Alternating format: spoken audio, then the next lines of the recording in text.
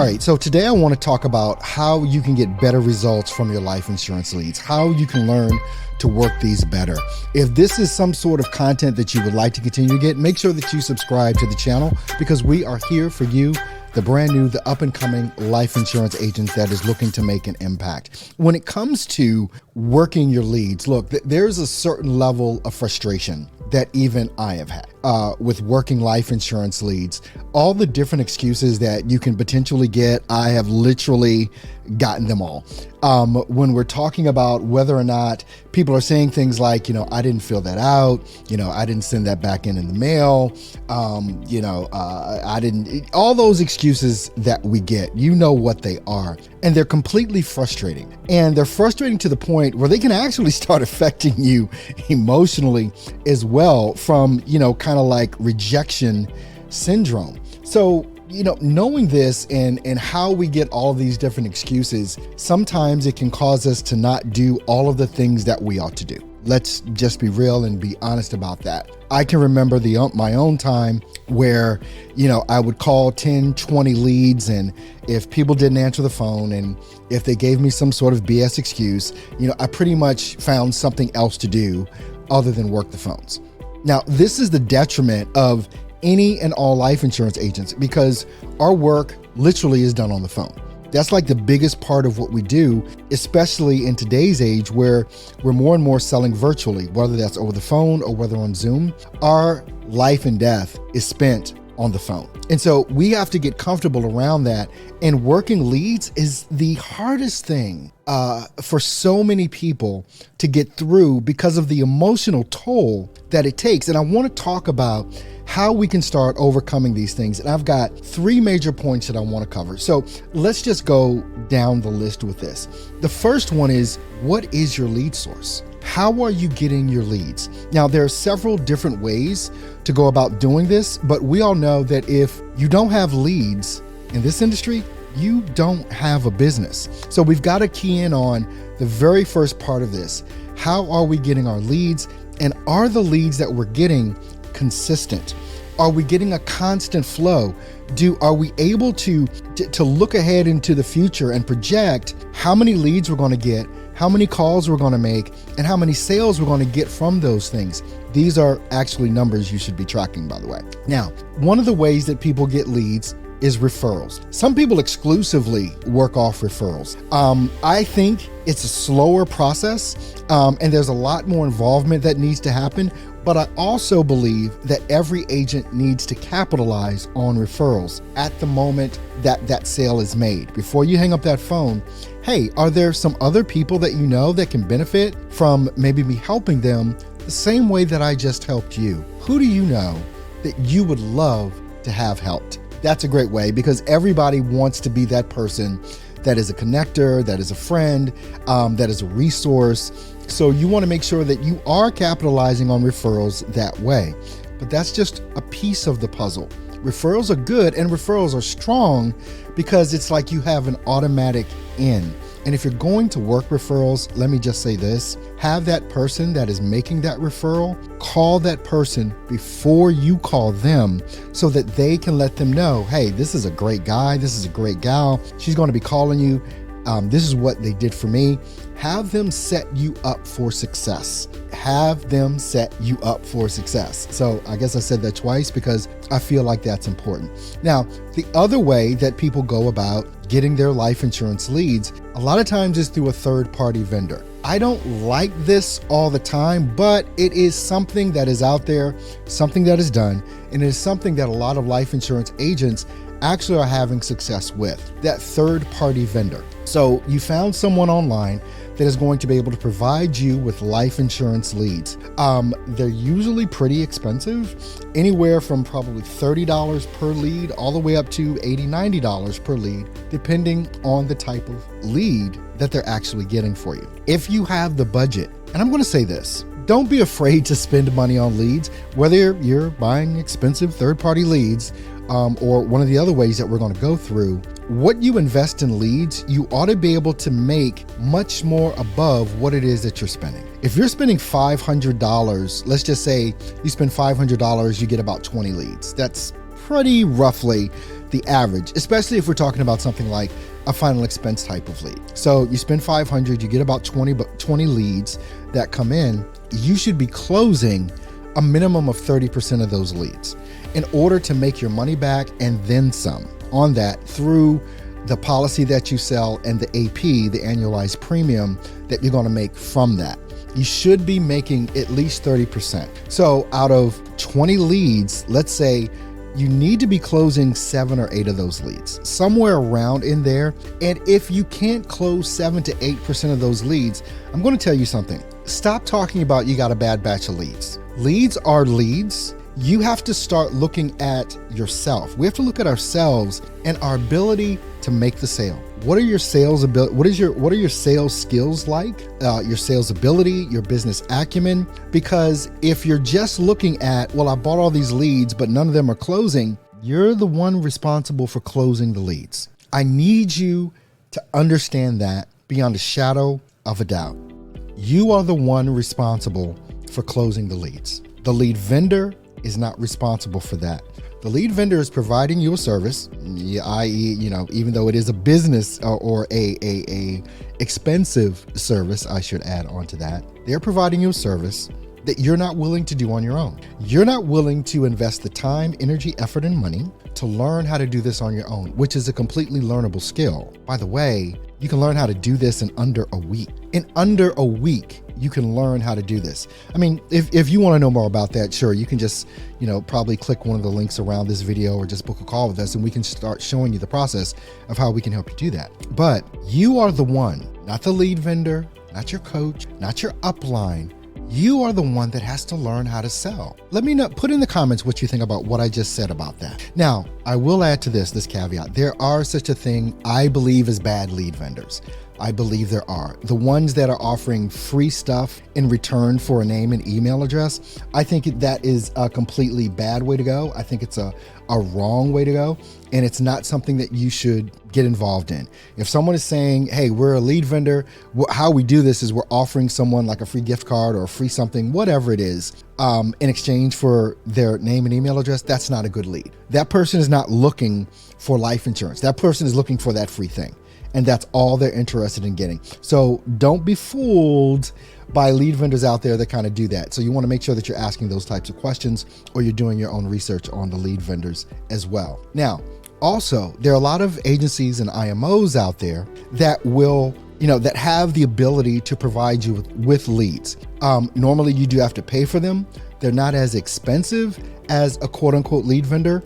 But what I found from the different IMOs, from my own experience in talking to thousands of agents every day or every year that are out there, you don't know if those leads are actually brand new leads. And in many times you do know they're very old leads. They're very old leads. Now, you can still sell to very old leads. I don't think that old leads means that they're not going to buy from you. Even when you're purchasing from lead vendors, like we've already talked about before, third-party lead vendors, you can still get into an issue of, is this really exclusive to me? Is this lead coming in that they're giving me, have they already sold this to someone else? The fact of the matter is you don't know. I don't care what's on their website. I don't care what it is that they say. You actually do not definitively 100% know that is a brand new lead. And I've heard plenty of stories where people thought they were buying new leads and some other agent that they know got the same lead. Now, when you're talking about getting your leads from your agency or your IMO, you're going to see so many different things from any of the ways that people get their leads. You're going to hear success stories. You're going to see people talking about, I bought this type of lead and from this lead vendor or from an IMO, and I made this much money. The fact of the matter is, a lot of people, especially in our industry of life insurance, we love to talk about our big numbers. We measure ourselves by the numbers that we're able to put out on our weekly reports, in our different groups that we're a part of, on our leaderboards. We love to see ourselves up there. But what you don't hear about and what it is that you don't see is the money that they keep. Now, if they say I made $50,000 this month, what are their expenses? What are they actually doing? Because if they made 50, but they spent 30 or 35,000, that's not a lot of money to keep. So there are systems and processes that need to be put into place. And it's one of the reasons why Arturo Johnson Consulting exists, is to help that business side for agents to also be able to understand What is your profitability? What is it that you're actually keeping? Because I don't care what you make, but what do you have to keep? What is left in your pocket? The number one thing I've observed about Arturo is how intentional he is. So a lot of people just kind of like fly by the seat of their pants. They're not really intentional, like they don't focus on the details, but he really, really does. Like over the last couple of days, getting to spend more time with him, which has been incredible. I've noticed how intentional he is. Everything he does has an action, everything he does has a purpose, and he truly cares about intentionally getting to know people along the way, which is also super rare. Constantly like making you think like, hey, is the way that you're doing it the best way to do it, or can it be done better? Can it be done faster? Can it be done, at a higher level, higher performance? So that's what I love about working with him, because it's not what you expect. It's always kind of the next level up.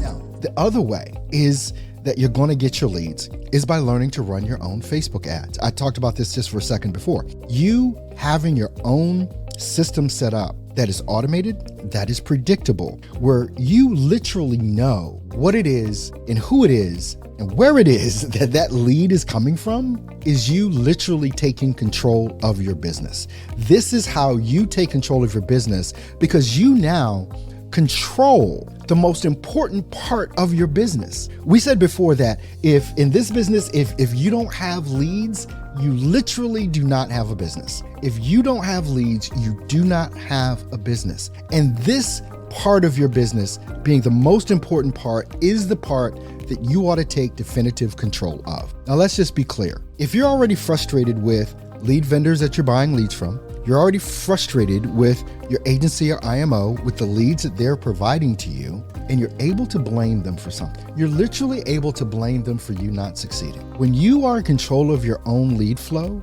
and control of your own targeting and who it is that you're actually going after, and that's a whole other thing too, because when you're buying leads from lead vendors or even your IMO, they're running Facebook ads or doing whatever it is that they're doing, but it's one Facebook ad for all of you, for thousands of you. But when you take control of your own lead source and become your own lead source, and understand that it takes you less than a week to even set all of this stuff up. When you take control of that, now who do you blame? Because your agency, your IMO, and the lead vendors, they're running Facebook ads, and you see some people succeeding, but you're not. But now you're taking control of it, which I believe is vital. I just firmly believe that you having control of your own lead flow is extremely vital for what it is that you want to do. Now it comes down to your ability as a life insurance agent, as a professional salesperson, because that is what you are. You are a salesperson. Now you have to really develop your sales ability and your sales skills. And now let's get into point number 2. It's like, how are you tracking your leads? I know some people, they'll use a notebook, they'll use something like that, pieces of paper, they'll print out stuff. And a lot of people use CRMs, right? They will use something that enables them to handle their client management, right? How do you, once a lead comes in, what are the things that happen? What are the things that happen? Do they get a text message as soon as they come in? Now, I'm talking from a perspective of you actually taking control of your lead generation, you creating your own automated, predictable system. Now, how are you going to track this? Now, you can do this by using third-party vendors and other things like that, but it's usually a lot more convoluted and confusing to do. But when you do it on your own, it becomes a lot easier because you set it up, you know exactly how it works. It takes less than a week to do with us. Now, when you're using your CRM, what's the process that happens when a lead comes in? Do you get a text message on your phone that you can literally at that moment, when they're actually just hit submit, you can call them? That is so good to be able to do. As soon as they come in, you can call them. Do you have it so you get that text message that says you got a lead, but does that lead also get a text message, right? That has links to your calendar so that they can auto book if they want to right then and there. These things can happen instantaneously. And let me tell you, it can really make a difference in not only the quality of leads that you talk to, but how many leads that you talk to and how many leads actually engage with what it is that you're going to be doing. Ultimately, selling them a life insurance policy, because that is the goal. These automated, predictable things that happen in your workflow from the time that a lead comes in until the time you make the sale are vital. So what type of notifications do you get when leads come in? Are you getting notified? Or do you have to open up something on, your computer to check if leads come in? Or do you have something, like I said, which I suggest, you want at a minimum, you want a text message that said a lead came in, and at minimum, you want that lead to get a text message and an email. Now I say text message and email because people don't normally not look at text messages. It may take a minute or days or weeks for them to look at email, right? But a text message, people usually get right away. But here's what works even better. That lead comes in. This is what I want you to do. When that lead comes in, I want you to pick up your hot little smartphone and I want you to immediately send them a video text message. Hey, this is Earl. Don't say Earl, use your own name. I just saw you requested the information from my Facebook ad. Thank you so much. I'm really excited about getting this information to you. Also, below this video, there's going to be a little link that you can use to go ahead and book an appointment with me. Or if you feel free, just text me right now.